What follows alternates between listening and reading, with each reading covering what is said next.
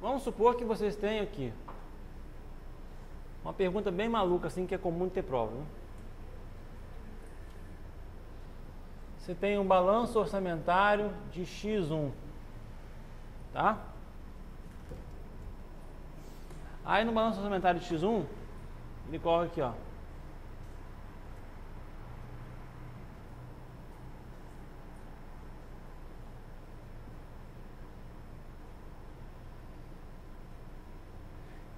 Parece isso aí. E ele fala o seguinte, ó, a economia orçamentária foi de 20.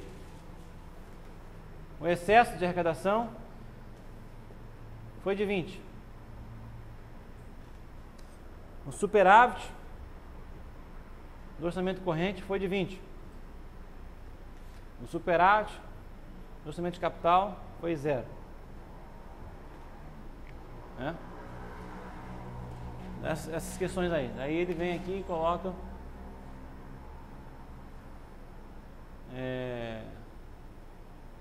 que a receita orçamentária corrente foi 100, por exemplo, prevista. Tá?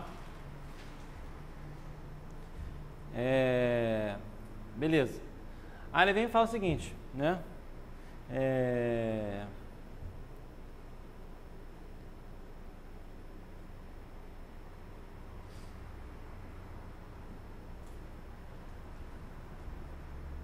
Aí ele vem e fala o seguinte, o saldo inicial na conta corrente, vamos dizer assim, dessa entidade em X1 era 0. O saldo final dessa entidade em X1 era 100. Né? Ele fala que ele pagou restos a pagar feitos em X0 no montante de 50. E ele quer que você calcule quanto que vai ser inscrito de resto a pagar nesse ano. Né? Ou seja, está misturando balanço financeiro com balanço orçamentário. E aí que eu falo para vocês, o pulo do gato dessas questões de contabilidade pública ou de balanço é você ter intimidade grande o suficiente com o balanço orçamentário e financeiro, de modo que você saiba o que você pode buscar em um, buscar no outro, né? Mesmo que as informações estejam misturadas, entendeu? É você saber fazer um link entre uma coisa e outra, tá? Fazer o link entre uma coisa e outra. É o que a gente vai fazer aqui agora, né? Ó, se a economia orçamentária foi de 20, isso quer dizer o quê? Esqueci de falar sobre liquidado e pago, né? Vamos falar que foi liquidado 40 e pago 30. Tá? Se, vamos dizer assim, houve excesso de arrecadação de 20, não, 120 aqui, né? Eu não sei qual foi a de capital ainda. Vamos ver o que eu consigo buscar aqui, ó. Superávit de orçamento corrente, 20. Não sei se vai dar para fazer dessa forma. Superávit quer dizer que esse aqui é maior que esse em 20, não é isso? E que esse aqui é igual a esse, né? Na verdade preciso de mais uma informação aqui, né? Tá? Oi? Então, eu tenho aqui excesso de arrecadação de 20, então se eu tenho aqui 200, esse aqui é 220. Tá? Se eu sei que superávit total é de 20, porque o de corrente é de 20 aqui é de 0, então eu sei que a despesa foi de 200. Beleza? Preciso de mais uma coisa para responder a pergunta que eles querem? Não. Se eu sei que a despesa realizada foi de 200, eu sei que o quê? O valor empenhado foi de 200. Né? Na verdade eu não podia ter fixado o saldo final aqui, desculpem. Apaguem aí, por favor. Eu não podia ter fixado o saldo final.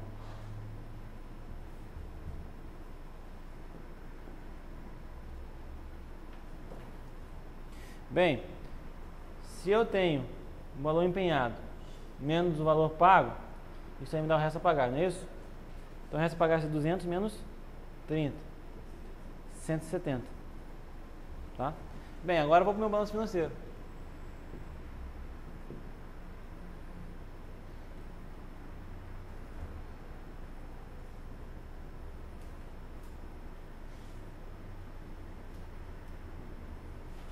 Aqui, receita orçamentária corrente, receita orçamentária de capital, receita extra-orçamentária, saldo inicial, saldo final, despesa extra-orçamentária, despesa orçamentária de capital e receita orçamentária de...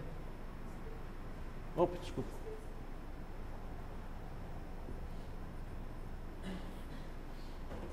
Queria ver se vocês estavam atentos. Então, a receita orçamentária corrente, quanto que é? Né? Não sei quanto que é, né? Individualmente não sei quanto que é. Mas eu sei que esses dois juntos aqui, ó, dá quanto? 220. Aí a minha despesa orçamentária corrente capital também não sei quanto que é cada um, mas não importa, eu sei que é 200. As duas juntas. Né? Eu paguei, resta pagar X0 no valor de 50. Então isso é o que? Uma despesa orçamentária, 50. Né? Se eu sei que empenho menos pagamento foi 170, isso é o que? É meus restos a pagar, inscritos. Se meu saldo era 0, dá para calcular agora o saldo final. 170 mais 220 dá 390. 200 mais 50, 250. Falta quanto para cá? 140, não é isso? Vai dar 390 também. Então meu saldo final vai ser 140. Certo? Entenderam qual que é o link que existe aí entre o balanço orçamentário e o balanço financeiro? O balanço orçamentário vai trazer essa parte de cima aqui do balanço orçamentário, do financeiro. E além disso, vai trazer informações para você apurar o que? Resta a pagar. Tá? O balanço orçamentário não mexe com o saldo inicial e final do financeiro. Por isso que o resta a pagar ele vem para corrigir essa questão. Agora só uma coisa que eu queria ressaltar para vocês antes de a gente terminar, tá? Pra gente aí fazendo o link já para poder chegar lá no balanço patrimonial, tá? Os restos a pagar, preste bem atenção. O resto a pagar, ele é o que? Ele é uma obrigação, tá? É uma obrigação do ente. Quando ele empenha e não paga, isso aí já era para ele uma obrigação, tá? Se é uma obrigação, nós da contabilidade pública classificamos isso no passivo, tá?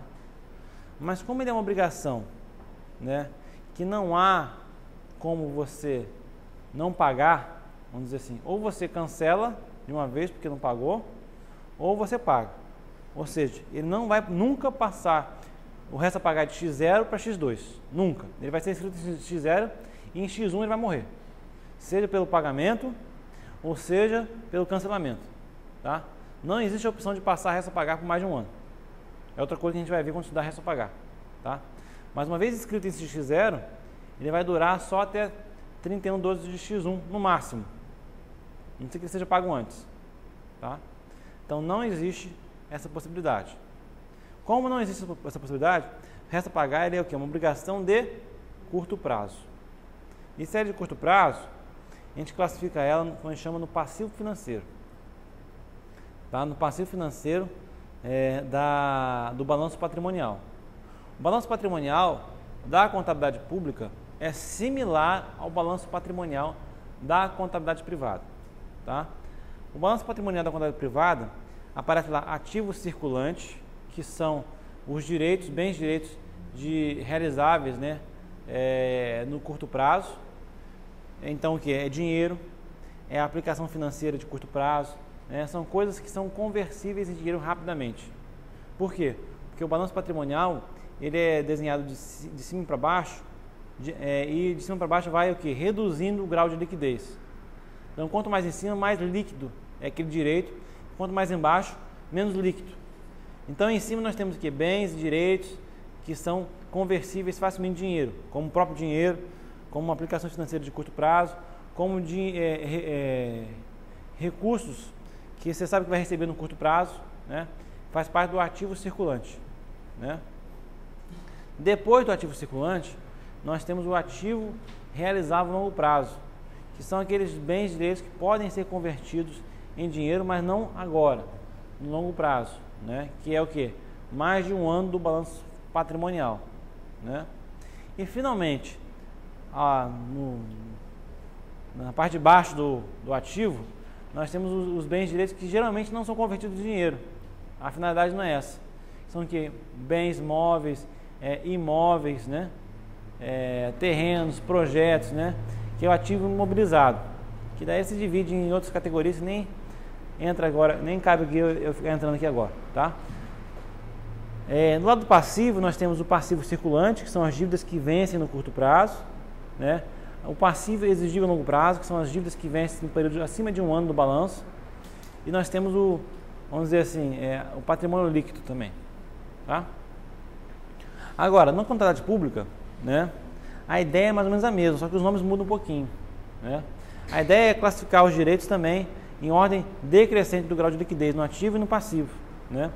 Os que têm, vamos dizer assim, liquidez mais rápido, a gente coloca no ativo financeiro, né? E os que têm liquidez menor, a gente chama de ativo permanente ou ativo não financeiro, né? Então, no balanço patrimonial, que eu não quero entrar agora, estou só mostrando a cara dele. Nós temos aqui, ó, ativo financeiro e aqui ativo não financeiro, né? E aqui passivo financeiro e aqui passivo não financeiro, tá? Resumidamente, não é bem isso, mas curto prazo é ativo financeiro e passivo financeiro. E longo prazo, o umbrizado, é ativo não financeiro e passivo não financeiro. Bem grosso modo, tá? Só para ter uma noção. Então, como o resto a pagar, ele vence no exercício seguinte, seja pelo cancelamento, seja pelo pagamento, então o que vai acontecer, né? Ele é classificado aqui, como ele é obrigação, ele é classificado aqui no passivo financeiro, tá? Beleza até aí? Então eu queria que vocês notassem o seguinte: resto a pagar vai estar aqui, restos a pagar. Quando eu faço a inscrição em resto a pagar, aumenta o quê? A minha obrigação, tá? A obrigação, essa conta aqui de obrigação vai aumentar o valor, né? Quando eu pago o resto a pagar, a minha obrigação vai diminuir, tá? Então, preste atenção aqui, ó. A inscrição de resto a pagar eu não coloco como receita, e o pagamento de resto a pagar eu não coloco como despesa. Só que na verdade não é um pagamento nem despesa, ela é apenas o quê? Uma variação de uma conta do passivo financeiro. Não chega a ser um pagamento nem um recebimento de receita, é apenas uma variação de conta, tá? Então, quando essa conta aqui aumenta, eu chamo isso aqui o que? Aumento de obrigação. Então, o que eu chamo de receita extra-orçamentária.